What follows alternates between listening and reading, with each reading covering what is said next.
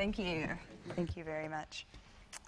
Hey everybody, before I kind of get started today, I just wanted to let you all in on a little secret that not many people know until, you sign up to work for an elected official, and they let you know this after the ink's dried on the dotted line, is that you're not only signed up to do your job in constituent services or press, but you're also signing up to be a little bit of a zoo animal. And I mean that in the way that, you could just be sitting in your office one day, typing away feverishly on your computer at any sort of project you're working on, and a German tourist could stroll by with a fanny pack and take a photo of you. Or, you're getting ready to make that big point in your meeting that's going to be very important and crucial, and a gang of school children roll by and point and laugh and, wag their fingers at you. So it was at the height of my zoo animal days that I was trying to scurry around the folks between meetings in the Capitol building, and a mom came up to me with her son, and I was like, okay, great, we'll talk. And she was very excited, and she said, could you tell him a little bit about what you do?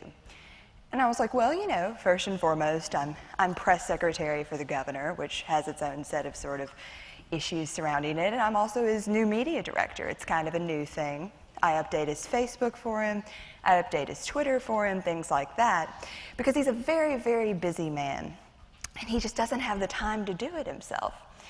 And the little boy just looked very stricken, and there was a pregnant pause, and then he looked at me and he said, oh, so you're like that weird professor guy in The Wizard of Oz who pretends to be the wizard. Yeah, schooled by a 7th grader. At first I was a little offended. Is that all I am? But when I started thinking about it, the comparison was pretty apt and not at all unflattering. There's a debate that's kind of raged in political circles and governmental circles for a while about just how authentic ghost tweeters, or those who kind of are the social media liaisons for elected officials, are or aren't.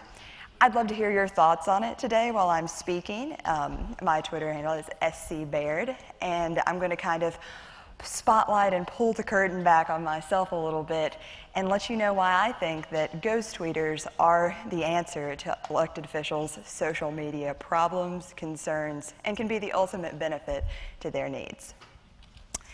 First and foremost is, as if you couldn't guess this already, so most elected officials don't know what's best for themselves when it comes to social media.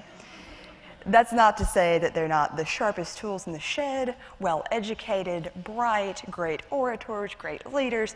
You're a great person that you want to have up there representing your needs in your state capitol or Washington or your city hall.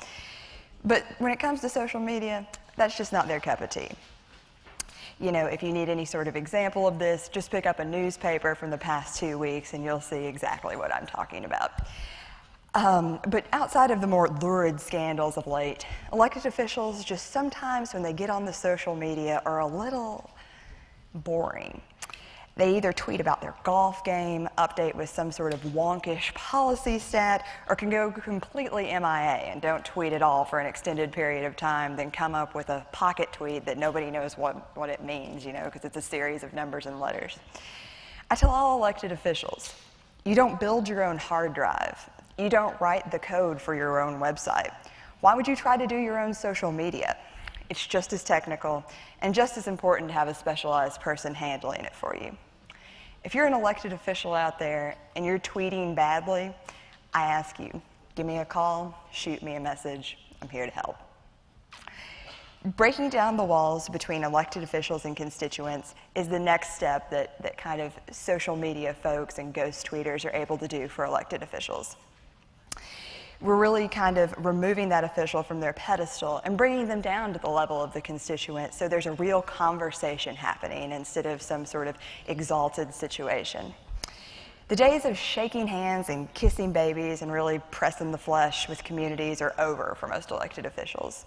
This is due not only to safety concerns, but pretty major logistical issues. The world's a big place, and elected officials are required to be a lot more places than ever before at the same time. Ghost tweeters are shaking those hands, kissing those babies, 140 character tweet at a time.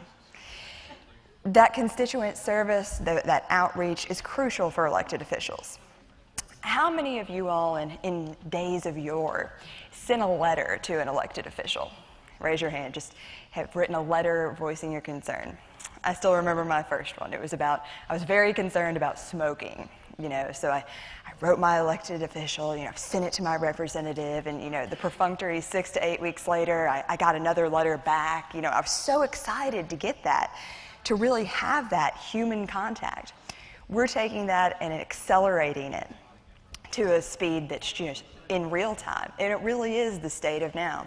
You voice a concern on Twitter, the elected official can immediately and instantly answer that and respond. It's brilliant. No 6 to 8 week wait period. Ghost tweeters are building the kind of constituent communities that elected officials until now have only dreamed about having. And finally, maybe this is probably the most difficult thing that ghost tweeters are doing for elected officials. We're making government fun. I don't think in the whole history of the United States, since our founding fathers sat down, those many years ago, that government has been a fun entity. Just ask anybody who's ever been to the DMV. It's a big, slow, slogging, sloth-like beast, full of red tape and bureaucracy and policy, and it's a time-intensive process to get anything done. And it's something that, in our kind of instant gratification age, there really isn't a whole lot of interest for most people to kind of, turn on C-SPAN 2 every day and watch it all break down, that way. Ghost tweeters are making it fun and kind of turning the sloth-like model on its head to get a cheetah speed response. It's becoming less about letters that take a long time and more about instant responses. Less about an elder statesman kind of standing up and talking at you as an orator, and more about a thoughtful discussion where everyone's involved and having their say. I know that something that I've done that's been incredibly effective is actually or Twitter chats with elected officials, having that as a kind of monthly standard where each month a different topic's discussed. You can even bring in people from the administration to answer more technical questions. It's a great way to connect in real time and get those relationships formed and have people feel like they're having fun and being a real part of the process. And it's less about reading milquetoast press releases and more about watching the whole policy-making process unfold blow by blow. There is nothing worse, almost, than a press release from a government official. It's totally spin, it's boring, it's no fun, it's full of stats that you don't care about, and it only presents one side of the story.